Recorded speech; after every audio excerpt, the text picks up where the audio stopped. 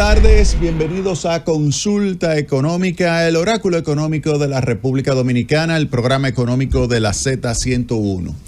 El tema del momento es la reforma tributaria. Se habla de que las autoridades están preparando una modificación del sistema impositivo nacional que implicaría modificaciones en las tasas, modificaciones en las bases y obviamente que con el objetivo, que haría eso con el objetivo de aumentar las recaudaciones. Pero antes de ejecutar una reforma tributaria, hay que poner en marcha una mejora de la calidad del gasto público, una mejora de la eficiencia, de la productividad del gasto tanto corriente como el gasto de capital, para que los contribuyentes estén tranquilos y sepan de que los recursos que están pagando en forma de impuestos se van a utilizar correctamente, de que los recursos que pagan en forma de impuestos van a ayudar al desarrollo económico de la nación, el desarrollo económico y social de nuestra nación. Ese sería, digamos, el gran reto que tienen las autoridades, mejorar la calidad del gasto público. En ese sentido, quiero tomar este comentario para hablarles un poco sobre un marco que debe servir de guía para analizar el gasto público y chapear todo aquel gasto que no sea productivo, todo aquel gasto que poco aporte a lo que es el bienestar de la gente. Ustedes me dirán, Jaime, eso es muy sencillo. Eso, si tomamos gasto de publicidad, gasto de representación, gasto viático, gasto de esa naturaleza, podemos recortar gastos hasta de electricidad, gasto del uso de aire acondicionado, todo eso que históricamente siempre se ha puesto sobre la mesa como los gastos que habría que ir reduciendo, o instituciones que ustedes dirán, miren, estas instituciones las podemos eliminar, el Ministerio de la Mujer o el Ministerio de la Juventud, o también agregar algunas entidades, por ejemplo, tomar el Ministerio de Educación y absorber el de Educación, Ciencia y Tecnología, es decir, que solamente haya un ministerio, tomar el Ministerio de Cultura y meterlo también en Educación, como era antes, que el Ministerio de Educación tenía todas esas áreas. También tomar, por ejemplo, el Ministerio de Hacienda y absorber al Ministerio de Economía, al Ministerio de Industria y Comercio, al Ministerio de Agricultura. Todos esos ministerios pudieran estar perfectamente dentro de Hacienda y Economía, y pudiera absorber incluso hasta el Ministerio de Turismo, y de esa manera uno achicaría el Estado, achicaría el gasto corriente, achicaría la necesidad de recursos que pagamos todos nosotros en forma de impuestos. Entonces, antes de hablar de reforma tributaria, antes de hablar de aumentar los impuestos, lo primero que hay que hacer es verificar si podemos hacer recortes en el gasto. Y para hacer esos recortes, fíjense que ya les dije la parte fácil, cómo podemos integrar en una entidad y crear, por ejemplo, subsecretarías o subministerios o viceministerios en diferentes grandes ministerios. Como si fuera el de Hacienda, usted pudiera tener un viceministerio de Economía, un viceministerio de Industria y Comercio, un viceministerio de Agricultura, un viceministerio de Turismo y así sucesivamente, pero dentro de lo que sería un gran ministerio de Hacienda y Economía. Eso pudiera ser una propuesta. Pero bien, ahora, si yo le pregunto a ustedes, pero vamos a hacer ahora el siguiente análisis. ¿Qué le conviene más? ¿Aumentar el nivel de gasto público en educación universitaria o aumentar el gasto público en educación inicial? Si yo le hago esa pregunta, ¿dónde usted cree que es mejor aumentar el gasto? Bueno, para eso se necesita una caja de herramientas, un toolbox, una caja de herramientas donde se coloque dentro de esa caja de herramientas un instrumental que se llama análisis costo-beneficio, para poder verificar cuál de las dos áreas de gasto en educación tiene mayor aporte al desarrollo económico de la nación, no solamente en el presente, sino en el futuro. Invertir más en educación universitaria o invertir más en educación inicial. ¿Qué usted cree? ¿Qué usted opina? Marquen ahí, porque ahorita cuando abramos los teléfonos yo voy a preguntarle a ustedes eso. ¿qué usted cree que es mejor? Mientras tanto, yo le voy a hablar del instrumental que se requiere. Por ejemplo, en ese análisis costo-beneficio que hace, determina los costos de invertir en uno u otro gasto, por ejemplo, utilizar recursos para aumentar la inversión en educación universitaria, y ve también los recursos que se van a utilizar para educación a nivel inicial. Tomo, por ejemplo, 100 millones o 200 millones de pesos cada uno. Ahí tengo costo.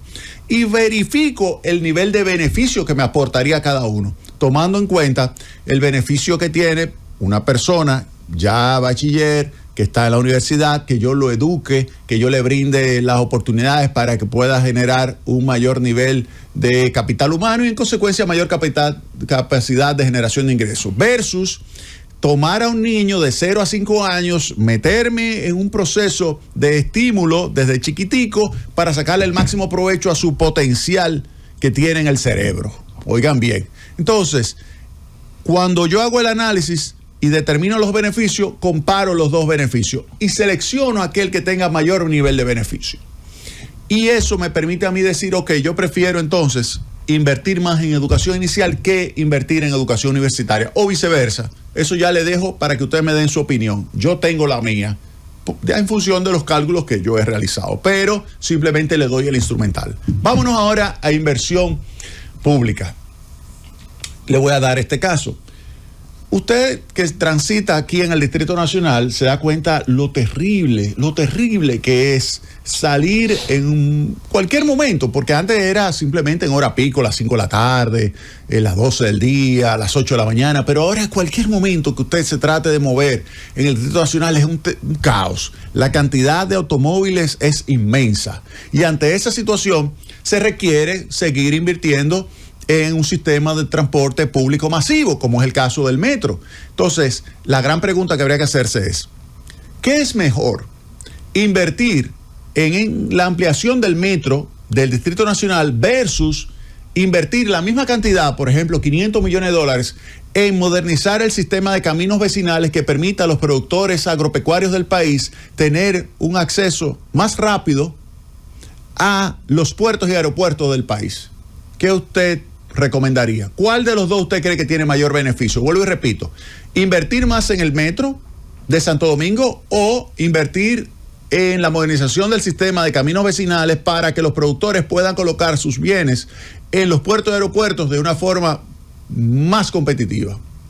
Esa es otra pregunta que se puede responder con un análisis costo-beneficio. Se verifica cuál de los dos tiene mayor beneficio y ese es el que hay que invertir. Usted me dirá, hay que hacerlo los dos. Y le digo, no, porque es que el presupuesto es limitado.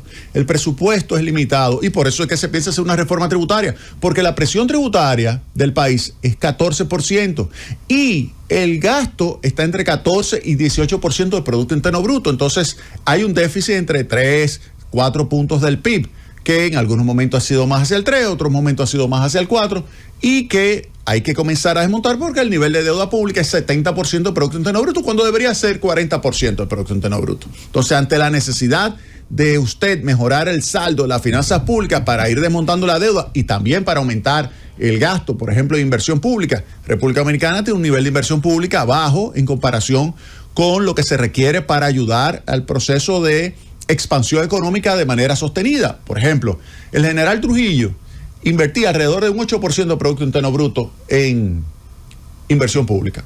El presidente Balaguer alrededor del 7%. Después tenemos Leonel Fernández alrededor de 4 o 5%. Danilo Medina también alrededor de 4%. Hipólito Mejía también. Pero hemos ido reduciendo ese nivel de inversión y ahora está entre 2 y 3%. Se necesita por lo menos 2 puntos adicionales de inversión pública. Pero ¿de dónde lo vamos a sacar? No hay presión tributaria suficiente. Entonces tenemos que primero seleccionar realmente los proyectos de la mejor manera posible, los que sean más productivos, cortar donde haya que cortar el gasto público, como le he señalado, con esta herramienta de análisis costo-beneficio, y entonces, después de esto, entonces ya uno dice, ok, mira, mis recursos que estoy pagando en forma de impuestos se van a traducir en un impacto positivo para el desarrollo económico. Pero también tiene que ser social, y en ese sentido el análisis también tiene que ser complementado con un análisis del impacto distributivo de la política fiscal. Específicamente, en el lado del gasto público se tiene que lograr que la política de intervención pública del Estado sea una política que tienda a mejorar la capacidad, las oportunidades que tienen las personas de mejorar su nivel de ingreso. Fíjense, esto no es cuestión únicamente de hacerle transferencias a la población para compensarlo por la desigualdad laboral, de ingresos laborales, no. Sino es darle la oportunidad que tienen otros que nacen en hogares de mayor nivel de ingreso a que pueda tener un buen nivel educativo. Entonces ahí yo digo, bueno, yo tengo que transferirle recursos, servicios sociales a esas personas en términos de educación y salud que les fortalezca su capital humano y de esa manera puedan mejorar su capacidad de generación de ingresos. De tal forma que cuando sea un adulto, ese niño, sea un adulto que nació en un hogar pobre, pero que cuando sea adulto tenga la capacidad de generar suficientes ingresos como para poder hacer que sus hijos se críen, se desarrollen en un hogar con mayor nivel de ingresos. Entonces, esa política redistributiva hay que promoverla. No es una política distorsionante, no. Es una política que permite dar igualdad de oportunidades a todo el mundo en términos de educación. Ahora, ¿significa eso que todos los servicios educativos lo tiene que suplir el Estado? No, tampoco. Vamos a hacer el siguiente análisis. Vamos a tomar el nivel de desempeño de un estudiante a nivel de primaria, vamos a suponer en tercero de primaria o cuarto de primaria, el que usted quiera, sexto de primaria. Vamos a tomar ese desempeño y vamos a decir, ok, yo voy a evaluar el desempeño del estudiante que en base a una prueba estándar a un estudiante que se educó en un colegio privado y un estudiante que se educó en una escuela pública. Que sean comparables, porque no me lo van a comparar un niño de Piantini con un niño de un barrio donde el niño de Piantini tiene, además de la escuela, además del colegio, tiene un acceso a un capital social alrededor que le da un mayor nivel de absorción o por lo menos oportunidad de absorber mayor capacidad de conocimiento y tener mayor capacidad de conocimiento. Entonces, yo lo voy a tener dos niños comparables, una escuela pública y una escuela privada, un colegio privado, una escuela pública, y verifico su desempeño. Si se logra determinar que el niño del colegio privado tiene mejor desempeño que el niño de la escuela pública, entonces se pudiera establecer un programa de voucher o de becas donde el niño pueda irse de una escuela pública a una escuela privada, de tal manera que pueda tener la oportunidad de mejorar su nivel de aprendizaje, su nivel de preparación, para luego aumentar su probabilidad, primero, de terminar la escuela, y segundo, tener la capacidad de entrar a la universidad y ser exitoso profesionalmente. Fíjense esa cadena. Todo lo que estoy diciendo ya se ha evaluado empíricamente. Oigan bien, todo lo que he dicho se ha evaluado empíricamente.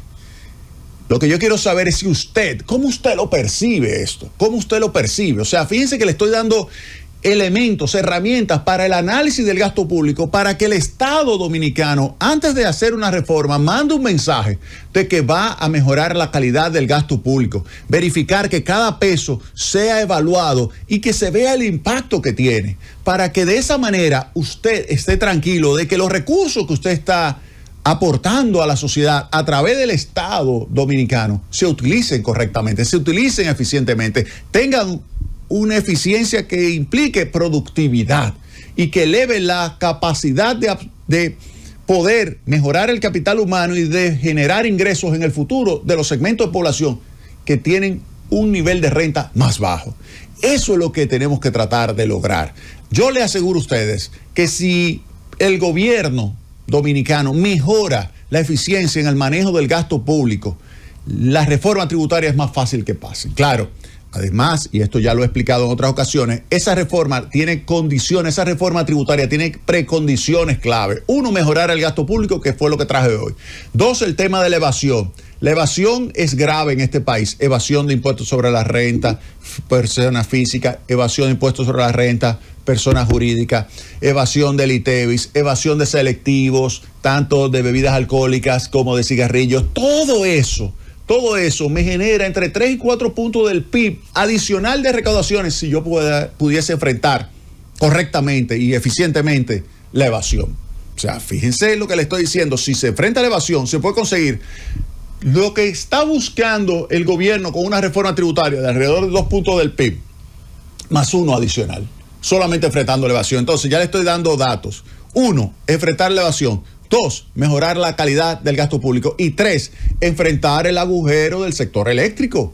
el agujero del sector eléctrico, que representa 1.3% del Producto Interno Bruto, 1.500 millones de dólares anuales, pudiera perfectamente ser enfrentado con una voluntad que despolitice totalmente a Edenorte, de Sur y de Este, que es la fuente de los agujeros. Edenorte, de Sur y de Este, despolitizada totalmente, estableciendo medidores inteligentes que permitan una recaudación y que continua de la factura que se le mande correcta a cada uno de los usuarios del sector eléctrico, y también establecimiento de medidores prepagos, además de inteligentes, prepagos para segmentos de usuarios. Yo le aseguro a usted que con eso se pudiera reducir significativamente el agujero del sector eléctrico. Y eso, 1.500 millones de dólares, pues ya se pudieran invertir en salud, en infraestructura, en viviendas populares, en lo que se requiere para desarrollar más la República Dominicana.